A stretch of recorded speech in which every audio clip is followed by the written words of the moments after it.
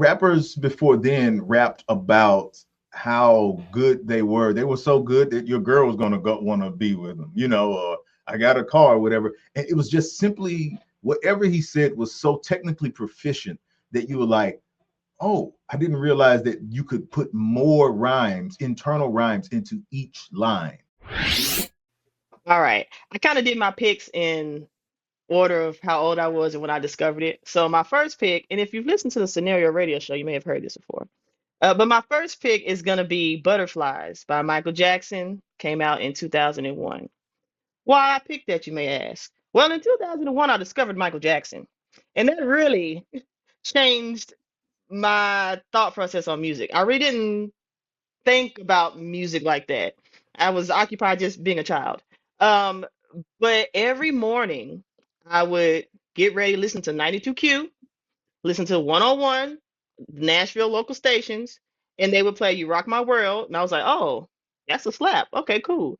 But then they would also play Butterflies sometimes. And I just remember as a kid thinking, this is such a beautiful song. And I've never heard Michael Jackson at the time sing not hard and Michael Jackson-y. It was, but it was kind of more mellow and R&B-ish. And I was like, I kind of like that. So every morning they would play it at the same time. I wake up every morning for school, listen to that song, get on the bus. And I was like, wow, that's just such a beautiful song. And it made me think, let me look more into Michael Jackson. Who is Michael Jackson? Oh, this what he looked like? Why he look like that then? Now he look like this now. Oh, okay, that's interesting. Got me into Motown. I went in that rabbit hole, got me into Motown. Now I'm going back. Very Gordy. I'm listening to Stax Records music, Motown music. I'm kind of going back to the 60s, 70s, 80s. So it kind of jump started my research in just music and like the old school music at the time. Now, one thing about me, when I was younger, and I can admit this now, Van likes to call it a contrarian. I'm gonna have to agree a little bit. But while everybody else was, leaning with it, rock with it, you know what I'm saying? I was like, oh, but I'm listening to Diana Ross and the Supremes. Like that was my mindset a little bit. I was like, oh, y'all listen to Nelly? Baby, I'm over here on off the wall. Like I just had this complex, like I was just better than somebody, but no. But that was like the kickstart of it because I was too young when his Dangerous album came out in the late 90s, mid to late early 90s. So when his Invincible album came out, that was when I knew Michael Jackson. Now all that stuff followed it, 2003 Trial, all that stuff, and I was like, oh shoot. But before that, that's when I discovered Michael Jackson. So your memory is just the waking up, listening to 92Q one. Okay. Yep, and I feel becoming up the Michael Jackson stan. That's when that started. that kind of made me feel a little old, just a little bit, because you were like, that was your Michael Jackson and Awakening. And I was I born in was I 80. was I was born in 92. You know what I I'm saying? I mean, don't know nothing about no Dangerous.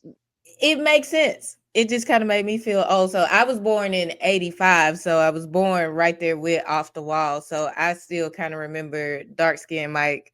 I remember the first time I ever saw Thriller and it scared me to death. I was at my auntie house and they were watching it on TV. And I was like, this is just way too much. Now I watch Thriller and I giggle that I was It's ever hilarious.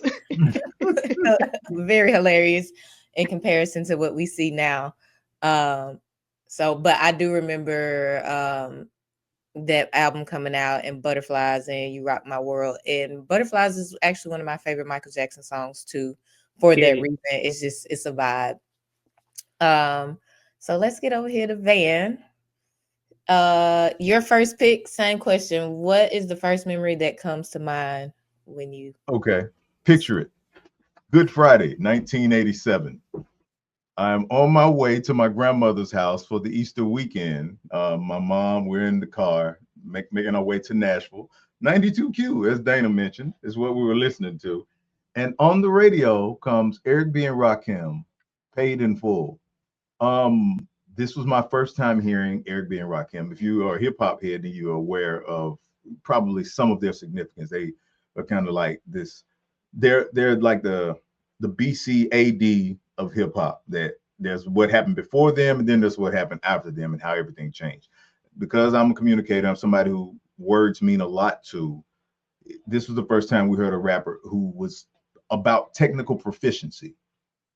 I hear that song on the radio on the way to my grandmother's house. We get to my grandmother's house. I immediately run to the back room where there's a tape deck, turn it on 92Q, put a tape in and press pause and just wait by the radio until it comes on again.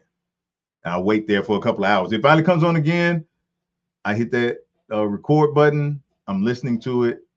I record it and I listened to it that night, and I would not stop listening to it until I learned it that night. I had to know it that night. I couldn't go to sleep without being able to have those words in my brain and able to come out of my mouth. That was, I mean, I was a fan of hip hop as a kid. At that time, I was a kid, but before then, hip hop for me was just something that was cool because as a kid, you want to do what the cool thing is and be around whatever the cool stuff is. But that was the first time hip hop became art to me. And that unlocked something in me about my own sense of creativity. So that's a memory I have with the song. Yeah. Interesting. So what was it about that song that screamed art? Was it just the lyric, like the way they communicated lyrically, or was it the full package? Or he was technically proficient. Like rappers before then rapped about how good they were. They were so good that your girl was gonna want to be with them, or I got a car or whatever. And it was just simply whatever he said was so technically proficient that you were like, oh, I didn't realize that you could put more rhymes, internal rhymes into each line. And it just opened up the way everyone thought of hip hop music. Before then, nobody had considered that you just only had to do a rhyme at the end of each line. That's what you thought you did. That's what rap does. But all of a sudden he comes and he's like, well, no, there's all these other spaces where you can keep putting rhymes in. And it just changed everything. It was mind blowing.